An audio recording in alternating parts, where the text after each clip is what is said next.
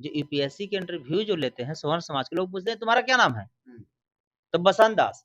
अब तुम बताओ कि नानी के, मौसी के, साढ़ू के, साला के, भतीजी के, भगीना के, दामाद के क्या नाम है?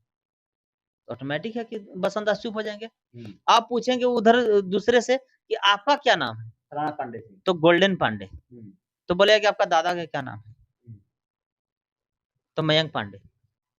तो मयंक पांडे बोला कि 10 में 10 मिल गया। और हुँ। जो नानी के, भगना के, भगनी के, साढ़ू के, साली के, भतीजा के, दामाद जो पूछा गया था उसको 0 मिल गया। ऑनलाइन होता है, हाई कोर्ट, सुप्रीम कोर्ट में, हाई कोर्ट में जब बहस होता है हुँ। वकील और जस्टिस के बीच, तो ऑनलाइन होता है और सार्वजनिक होता है। हुँ।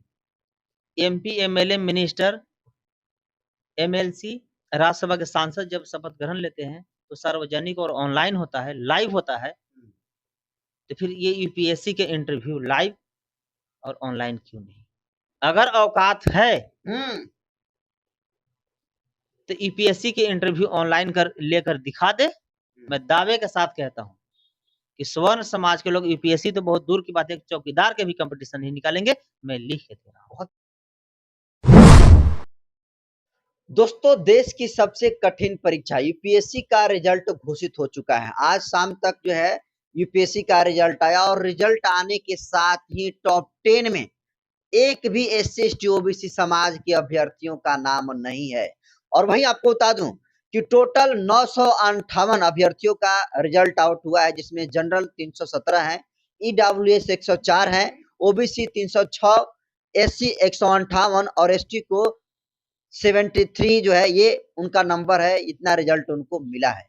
लेकिन सबसे बड़ा सवाल ये है कि आखिर टॉप 10 में एससी एसटी ओबीसी के बच्चे अपना जगह क्यों नहीं बना पाए, और इसको लेकर लगातार मेरिट पर सवाल उठाया जा रहा है। और यहां तक कि सोशल मीडिया पर यह लिखा जा रहा है कि आरक्षण को रौंदते हुए ब्राह्मण और ठाकुरों ने बाजी मारी, जय राजपुताना जय परशुराम, यहां तक ये बातें लिखी जा रही है। टॉप करने वाले में एयर 1 जो निकाले हैं अनुज अग्निहोत्री हैं, वो जो है राजपूत समाज से आते हैं। इस मुद्दे को लेकर हमारे साथ बातचीत करने के लिए बिहार के बहुजन आर्मी के चीफ गोल्डन दास हैं। लड़ाकू आदमी है, हर एक मुद्दे पर बेबाकी से बोलने के लिए जाने जाते हैं। तो जो टॉप 10 जो लोगों का जो लिस्ट आई है उसमें टॉप 10 जो जगह बनाने का काम किए हैं उसमें एक भी एससी एसटी ओबीसी समाज के अभ्यर्थी नहीं है। कैसे देखते हैं? सबसे पहले आपको बहुत-बहुत धन्यवाद। साथ ही आपका जनतंत्र न्यूज़ खबर का बहुत-बहुत धन्यवाद। और साथ ही जितने भी व्यूअर्स, फैन, फॉलोवर दिख रहे हैं सभी क्रांतिकारी जय भीम। और साथ ही जितने भी यूपीएससी स्टूडेंट निकाले हैं सभी को कोटि-कोटि बधाई। टॉप 10 में एक भी एससी एसटी ओबीसी समाज के अभ्यर्थी का नाम नहीं है। देखिए मीडिया महोदय, सबसे पहली बात, ये अगर कोई बोलता है कि फलाना जात निकालिए, फलाना जात नहीं, तो क्वालिफिकेशन हो या ज्ञान हो, किसी जात में नहीं होता है। हमारे बाबा साहब डॉक्टर भीमराव अम्बेडकर साहब तो दलित समाज के थे। इस भारत में जन्मे दलित समाज के बेटा, शूद्र समाज उसमें जो माना जाता था, शूद्र समाज के बेटा जितना बड़ा ज्ञानी, जितना बड़ा जानकार और जितना ज़्यादा देश का भाषा प्राप्त था और जितना ज़्यादा उनको डिग्री प्राप्त था, है किसी माँ की लाल में औकात आज के डेट में कि जो उतना प्राप्त कर लेगा? लेकिन आज रिजल्ट आउट हुआ तो आप लोग पीछे हो गए ना जी। एक भी टॉप 10 में आप एससी एसटी ओबीसी दलित आदिवासी पिछड़ा अति पिछड़ा का नाम नहीं है। देखिए मीडिया महोदय, पीछे क्यों नहीं होगा? ये पीछे हुआ नहीं, पीछे किया गया है। यूपीएससी इंटरव्यू जो होता है उसमें इंटरव्यू लेने वाला कौन होता है? स्वर्ण समाज के लोग। लेकिन यूपीएससी इंटरव्यू में स्वर्ण समाज के लोग जो बैठते हैं और आगे एक बैठा दिया जाता है दलित समाज के बेटा और आगे बैठा दिया जाता है स्वर्ण समाज के बेटा। दलित समाज के बेटा का नाम होता है बसंत दास। जो यूपीएससी के इंटरव्यू जो लेते हैं स्वर्ण समाज के लोग पूछते हैं तुम्हारा क्या नाम है? तो बसंत दास। अब तुम बताओ कि नानी के, मौसी के, साढ़ू के, साला के, भतीजी के, भगीना के, दामाद के क्या नाम है? तो ऑटोमेटिक है कि बसंत दास चुप हो जाएंगे। आप पूछेंगे उधर दूसरे से कि आपका क्या नाम है? राणा पांडे सिंह। तो गोल्डन पांडे। तो बोलेगा कि आपका दादा का क्या नाम है? तो मयंक पांडे। तो मयंक पांडे बोला कि 10 में 10 मिल गया। और जो नानी के, भगना के, भगनी के, साढ़ू के, साली के, भतीजा के, दामाद जो पूछा गया था उसको 0 मिल गया। मेरा कहना है मीडिया महोदय कि प्रधानमंत्री के जब शपथ ग्रहण होता है तो उसका ऑनलाइन होता है। लोकसभा सत्र जब चलता है तो ऑनलाइन चलता है। विधानसभा सत्र जब चलता है तो ऑनलाइन चलता है। मुख्यमंत्री के जब शपथ ग्रहण होता है तो ऑनलाइन होता है। हाई कोर्ट, सुप्रीम कोर्ट में, हाई कोर्ट में जब बहस होता है वकील और जस्टिस के बीच, तो ऑनलाइन होता है और सार्वजनिक होता है। MP, MLA, minister, MLC, Rajya Sabha के सांसद जब शपथ ग्रहण लेते हैं तो सार्वजनिक और ऑनलाइन होता है, लाइव होता है। तो फिर ये यूपीएससी के इंटरव्यू लाइव और ऑनलाइन क्यों नहीं? अगर औकात है तो यूपीएससी के इंटरव्यू ऑनलाइन कर लेकर दिखा दे। मैं दावे के साथ कहता हूं कि स्वर्ण समाज के लोग यूपीएससी तो बहुत दूर की बात है, चौकीदार के भी कंपटीशन नहीं निकालेंगे। मैं लिख के दे रहा हूं। बहुत बड़ा आरोप लगा रहे हैं। आरोप नहीं, जिसका मुख्य कारण है ये कंपटीशन या ये इंटरव्यू में पास स्वर्ण समाज के लोग नहीं हो रहे हैं, ये ठाकुर और पांडे समाज के लोग नहीं हो रहे हैं। ये सिर्फ कॉलेजियम सिस्टम पास करवा रहा है। जैसे में बीपीएससी का एग्जाम में गड़बड़ी हुआ तो स्वर्ण समाज के लोग कहाँ गए? High court. राम मंदिर का मामला फंसा, स्वर्ण समाज के लोग, ब्राह्मण जाति के लोग कहाँ गए? Supreme court. तो सुप्रीम कोर्ट, हाई कोर्ट में कौन बैठा है? स्वर्ण समाज के लोग। आज जो बोला गया है कि स्वर्ण समाज के लोग पांडे जाति के और ठाकुर जाति के द्वारा दलितों को कुचला गया है, क्या यही अगर पलटवार अगर दलित समाज के लोग कर दे तो मैं दावे के साथ कह रहा हूँ कि लोग हाई कोर्ट, सुप्रीम कोर्ट में रीट दायर करेगा और दलित समाज के बेटा के लोग फांसी दिलवा। उन लोग का कहना है कि आरक्षण को रौंदते हुए टॉप 10 में जगह बना लिया। हम बोल तो रहे हैं मीडिया में, आरक्षण वाले पीछे रह गए। क्या उसको आरक्षण नहीं है? जो बोल रहा है उसका आरक्षण नहीं है? उसको भी तो 10% रिजर्वेशन मिलता है। तब कैसे कर दिया आरक्षण लोग के पीछे रोंदे? यानी कि तुम पहले रोंदा गया। एक बात याद रखिएगा मीडिया में होता है कि आप अगर किसी पर उंगली उठाते हैं एक ठो तो आप पर 3 उंगली उठता है। अगर मैं आपको कहता हूँ कि आप चोर हो तो ये 3 बार मुझे खुद कहता है कि मैं चोर हूँ। तो जो कहते हैं कि आरक्षण को रौंदे हैं एक बार, तो उसको 3 बार खुद कह रहा है कि तुम रौंदा है। टैलेंट पर सवाल उठाया जा रहा है कि दलित, आदिवासी, पिछड़े के अंदर कम टैलेंट नहीं होता है, प्रतिभा नहीं होती, इसलिए इनका कम नंबर आया है। देखिए मीडिया महोदय, मैं बार बार कहता रहा हूँ, फिर से मैं कह रहा हूँ कि इस देश में दबदबा, ये वर्चस्व या कब्जा ये स्वर्ण समाज का नहीं है, कॉलेजियम सिस्टम का।